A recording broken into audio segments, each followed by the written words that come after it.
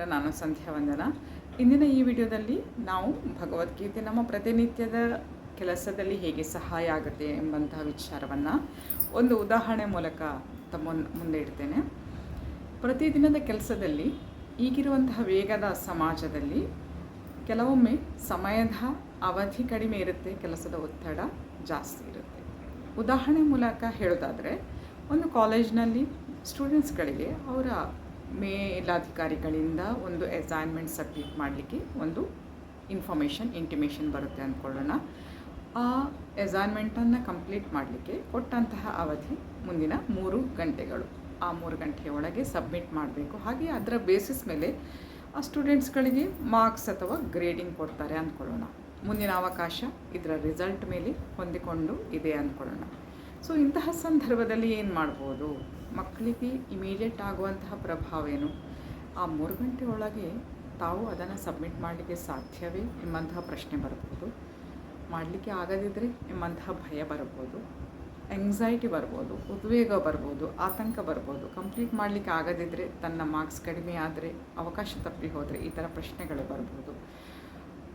So ಇಂತಹ ಸಂದರ್ಭದಲ್ಲಿ ಮನಸ್ಸನ್ನು ಆದಷ್ಟು ಶಾಂತ ಮಾಡಿಕೊಂಡು ಶಕ್ತಿಯನ್ನು ಹೆಚ್ಚು ಮಾಡಿಕೊಳ್ಳುವಂಥದ್ದು ಸುಲಭ ಉಪಾಯ ನಮ್ಮ ಎಲ್ಲ ಸನಾತನಿಗಳಿಗೆ ಕೊಟ್ಟಿರುವಂತಹ ಈ ಭಗವದ್ಗೀತೆ.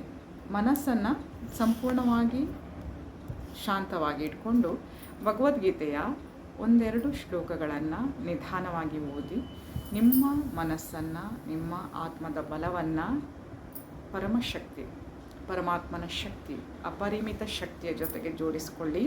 ಹಾಗೆಯೇ ನೀವು ಮಾಡುವ ಕೆಲಸದಲ್ಲಿ ಆ ಪರಮಾತ್ಮನ ಶಕ್ತಿಯನ್ನು ಜೋಡಿಸ್ಕೊಂಡು ಅವರ ಸಹಾಯವನ್ನು ಪಡೆದುಕೊಂಡು ಕೆಲಸವನ್ನು ಮಾಡಲಿಕ್ಕೆ ತಯಾರಿ ಮಾಡಿ.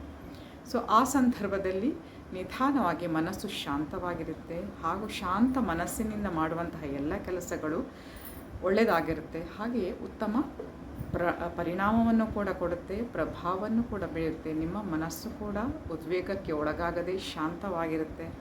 ನೆಮ್ಮದಿಯ ಜೀವನವನ್ನು ಕೂಡ ನಡೆಸಲಿಕ್ಕೆ ಅದು ಸಹಾಯ ಮಾಡುತ್ತೆ.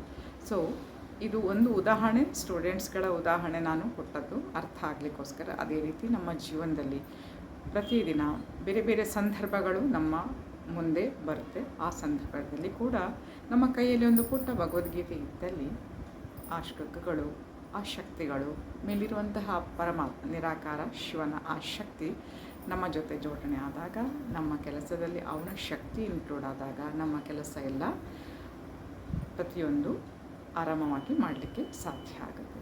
ಓಕೆ ಮೈ ಡಿಯರ್ ಫ್ರೆಂಡ್ಸ್, ಮುಂದಿನ ವಿಚಾರದೊಂದಿಗೆ ತಮ್ಮನ್ನು ಮತ್ತೆ ಭೇಟಿ ಆಗ್ತೇನೆ. ಅಲ್ಲಿವರೆಗೆ ಧನ್ಯವಾದಗಳು. Please take care. Have a good day. ಜೈ ಶಿವಶಕ್ತಿ, ಜೈ ಮಾ ಕಾಳಿ, ಜೈ ಶ್ರೀ ಕೃಷ್ಣ. ಕೃಷ್ಣಾರ್ಪಣಮಸ್ತು. Thank you.